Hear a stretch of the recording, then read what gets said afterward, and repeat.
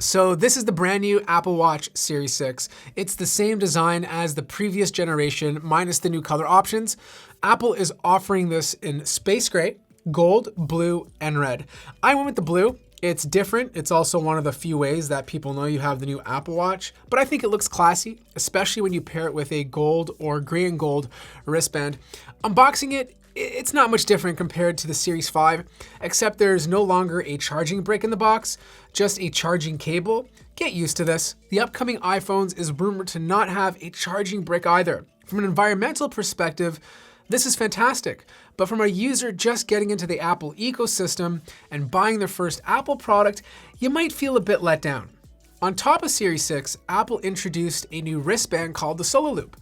The one they sent me for review is a bit big, but thankfully they offer a neat tool on the Apple website to measure your wrist. The advantage of using a Solo Loop is that it's easier to put on. Not life-changing, but a bit faster as you don't have to secure any clasps like you would on a traditional watch band. Thankfully, the price is the same at $399 or a bit more if you opt for the LTE model. I always go with LTE. I jog, and being able to stream music directly from the Apple Watch without having to carry a phone is definitely the way to go. The biggest new feature is a blood oxygen monitor. This is exclusive to the Series 6 since it has a new infrared sensor. It takes about 15 seconds to work, and it measures your VO2 level. Mine was 99%.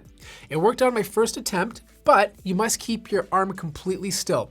Best to rest it on a table. It's not a must-have feature, but continuously recording data over time could come in handy, potentially discovering any symptoms. Usually when blood oxygen levels consistently drop below 90%, there could be underlying issues like sleep disorders, respiratory issues, or even lung disease. The new sleep tracking option is one of my favorite updates. I used it the other night and it monitors your sleeping patterns. It shows two basic results such as the time you're in bed compared to the time you actually slept. My active sleep sucked, which means I was playing COD Warzone right before I went to bed and had a difficult time falling asleep. If you click on the heart rate icon, it will show your average heart rate throughout the night. This is important to me, as my dad suffers from atrial fibrillation, where the heart randomly beats way too fast for no reason, potentially causing strokes or heart failure. I don't have it, but I'm sort of worried it might run in the family, so this data can be useful. With the Apple Watch Series 6 having the same 18-hour battery life as the Series 5, I was worried that my battery would take a huge hit using the new sleep tracking feature, but I only lost 7% with Do Not Disturb mode on. Charging is faster with Series 6. It can now charge to full in 1.5 hours. For example, I went for a run in the morning, and the battery went down by 15% since I was using cellular to stream music, and by the time my shower was done, I was back at 100%. I think if you're using this to work out and track sleep, small micro charges throughout the day is the best way to go. Memojis are now a watch face if that's your thing. I used my face for a bit, then I got sick and tired of looking at myself, so I started poking my mug. It felt good to beat myself up, and the emoji responded happily, which made me feel kind of crazy. But Apple continues to add new watch faces to choose from. Hopefully one day we will get third-party options. Besides the new sensor, you get a new S6 chip, which is based on Apple's A13 Bionic found in the iPhone 11.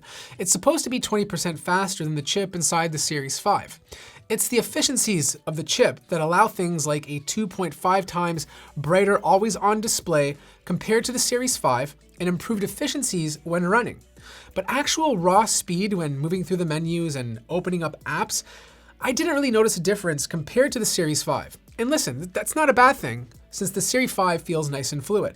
Apple will also introduce the Apple Watch SE, a more affordable Apple Watch. It's pretty much a Series 5. It uses the same chip, but it doesn't have an always-on display and blood oxygen monitoring. This is the watch to get if you're looking at buying your first Apple Watch. In fact, it even makes a great upgrade from the Series 2 or 3.